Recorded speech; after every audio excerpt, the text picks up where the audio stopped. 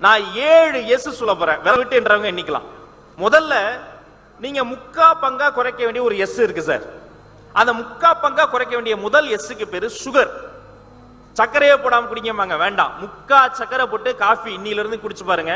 முதல் 2 நாள் ஒரு மாதிரி இருக்கும். ஆனா உடம்பு 3ஆம் நாள்ல இருந்து அதுக்கு அடாப்ட் ஆயிடும்.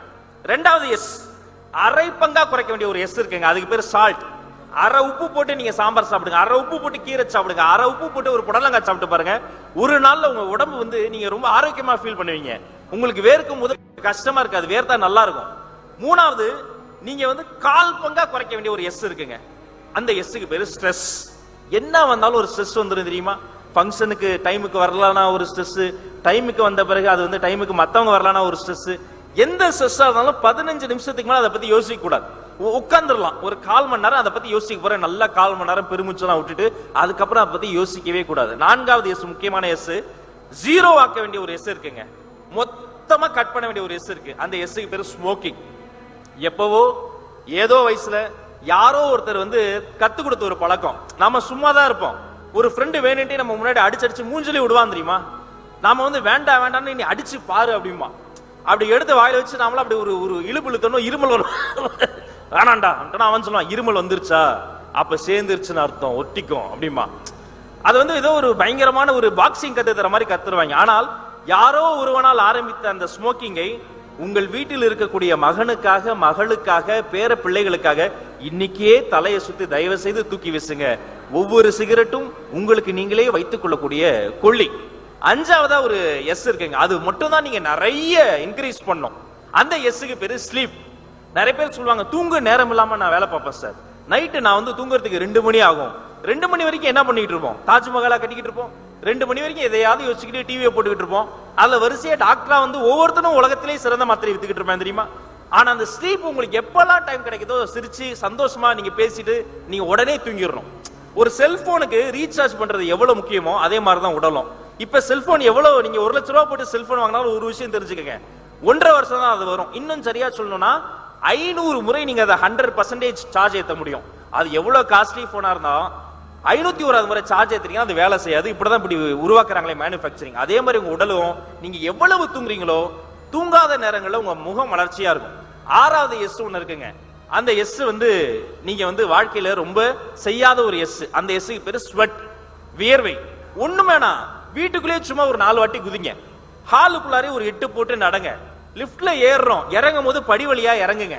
காலை நேரத்துல முடிஞ்சா வாக்கிங் போங்க, பனியா இருக்கு. சாயந்தர நேரத்துல முடிஞ்சா வாக்கிங் போங்க, தூசியா இருக்கு. வீட்டுக்குள்ள கதவை சத்திரி வீட்டுக்குள்ளேயாவது ஓடி ஓடி ஓடி ஓடி ஒரு சுவருக்கும் இன்னொரு சுவருக்கும் இடையில ஒரு பந்து ஓடும் பாருங்க, அப்படி ஓடுங்க. ஒரு வெள்ளைக்கார மனப்பான்மை என்ன தெரியுமா? வேர்த்தா நமக்கு பிடிக்காது. வேர்த்தா அதுக்கு நிறைய வச்சிருப்போம், கர்ச்சீஃப் வச்சிருப்போம், ஏசி போட்டுக்குவோம், ஒரு ஃபேன் வச்சுக்குவோம். இப்பெல்லாம் கையோட ஃபேன் வந்துருச்சு தெரியுமா? இவ்வளவும் இதுக்கு அந்த வேர்வை வந்து வந்துடக்கூடாது. ஆனா உண்மையிலேயே வேர்வை வழியா தான் டாக்ஸின்ஸ் வெளியேறுது. எத்தனை எஸ் சொல்லியிருக்கோம்? 5 எஸ் சொல்லியிருக்கோம். 6வது எஸ் ஸ்வெட். முக்கியமான ஒரு எஸ் இருக்கு. இந்த எஸ் வந்து நீங்க வந்து அடிக்கடி செய்யறது. அந்த எஸ் என்ன? இன்னும் ஒரு எஸ் இருக்கு, யாராவது சொல்லுங்க. எஸ்னா சாப்பாடு. தெய்வமே,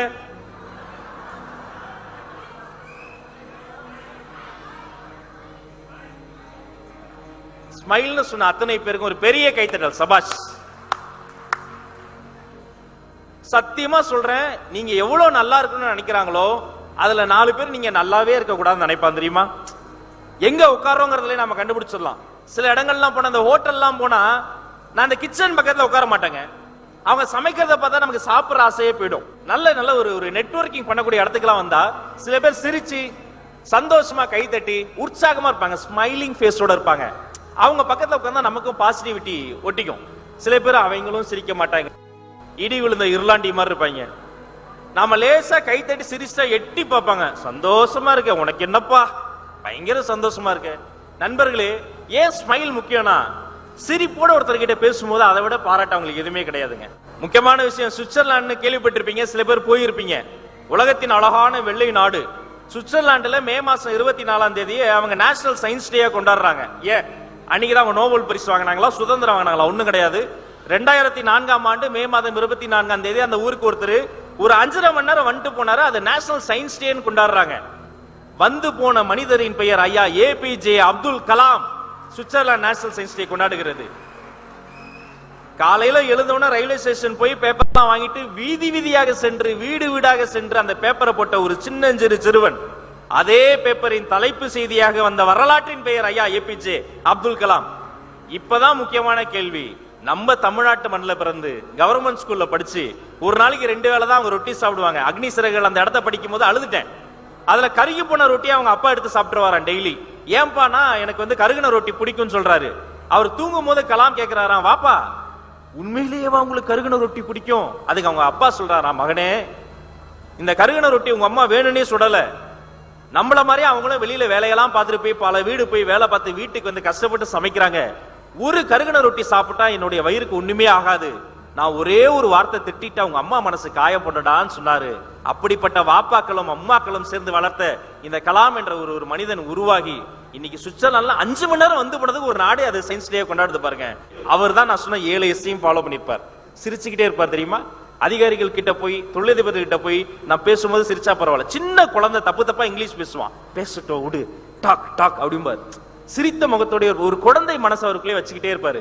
அப்படி நமக்குள் இருக்கக்கூடிய என்றோ நாம் தொலைத்து விட்ட குழந்தையை, என்றோ அந்த சிரித்துக்கிட்டே இருக்கிற அந்த குழந்தையை ஸ்ட்ரெஸ்னா தவற விட்டோமே, அப்படிப்பட்ட குழந்தையை மறுபடியும் மகிழ்ச்சியான ஒரு குழந்தையை இந்த உலகிற்கு நம்ம நமது முகத்தின் மூலமாக வெளில கொண்டு வருவோம். அப்படி வந்துட்டா இந்த மேடை மட்டும் கிடையாதுங்க, நம்ம வாழ்க்கையே மகிழ்மதி மகிழ்மதி மகிழ்மதி என்று சொல்லி வாய்ப்பளித்த நல்ல உள்ளங்களுக்கு நன்றி பாராட்டி விடைபெற்று செல்கிறேன்.